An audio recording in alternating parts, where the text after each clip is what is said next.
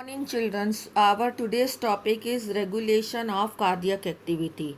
You know, the human heart is considered as myogenic heart because there is a specialized nodal tissue present in our right atrium, upper portion of the right atrium, which from where the cardiac impulse is or action potential is generated.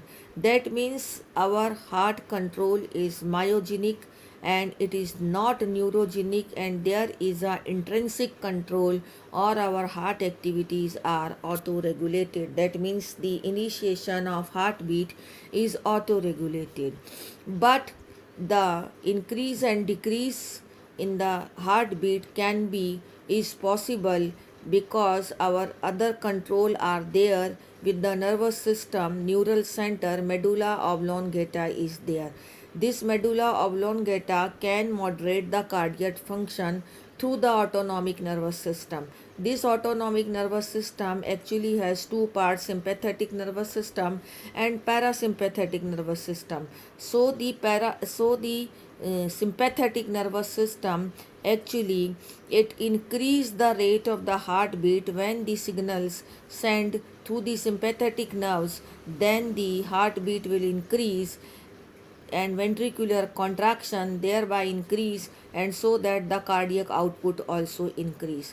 But when the parasympathetic neural signals are sent, or that is the another component of the autonomic nervous system, then heartbeat will decrease and speed of conduction of action potential will also decrease, and ultimately the cardiac output will also decrease. So these are the neural control. One is the myogenic, other is neural control, and third is hormonal control. So adrenal medullary hormone also increase the cardiac output. So that way this is the regulation of cardiac activity. Now the last topic of this chapter is disorders related to the circulatory system. So first is the high blood pressure, which is also called as hypertension. You know that normal blood pressure is 120 by 80. 120 is the systolic pressure and 80 is diastolic pressure. When the heart is there in the stage of contraction, then the pressure which is exerted on the wall of the blood vessel should be 120, and when heart is there in the diastolic stage, then pressure in the blood vessel is 80. This is called as normal blood pressure, and it is measured in of Hg, millimeters of mercury pressure. Okay, this is one thing. But if the blood pressure increases and somehow if it has become 140 by 90, this is one of the example only, then this is considered as high blood pressure, and high blood pressure leads to heart diseases, and it affects various organs of the body like brain and kidney also.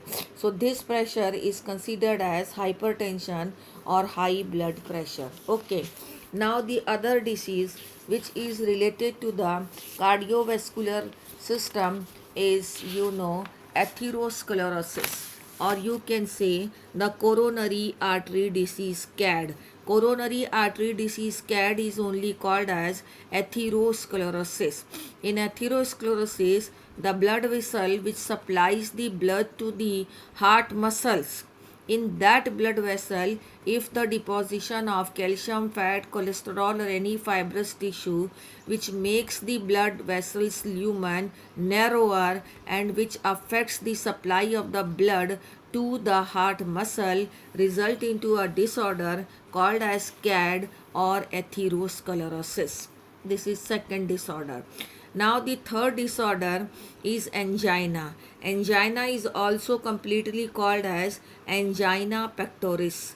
Angina pectoris means sometime if a patient feels acute chest pain, it is due to no enough supply of oxygen to the heart muscle. If the enough oxygen is not supplied to the heart muscle, then the person start feeling the pain in the chest, and this condition is called as angina, and it is mostly occurs in the elderly persons. Now it comes the heart failure. Heart failure means it is the state of the heart when the pumping of the blood is not effectively taking place to meet the needs of the body. Means the heart is slowly beating and no enough blood supply takes place to our body. It is due to the failure of the lungs, that means the congestion of the lungs, and this leads to the heart failure only. Heart failure can be compared with the cardiac arrest, but in the cardiac arrest, the heart stops beating all of a sudden, but here it is beating slowly so that enough oxygen is not supplied to the body in the heart failure. In cardiac arrest, it stops beating totally, and in heart attack, when the heart muscles is suddenly damaged by inadequate blood supply. So there are three terms: heart failure when enough oxygen is not supplied by the heart, cardiac arrest when the heart stops beating, and heart attack when the muscles are suddenly damaged by the inadequate blood supply. So that way these are the three heart diseases are there. Okay, today's topic is very small: regulation of cardiac activity and the disorders of the circulatory system. In this topic, regulation of cardiac activity, the sinoauricular node, which is a muscular patch which we have already seen when we had discussed origin and transmission of nerve impulse. Thank you. This is all about this chapter and this topic.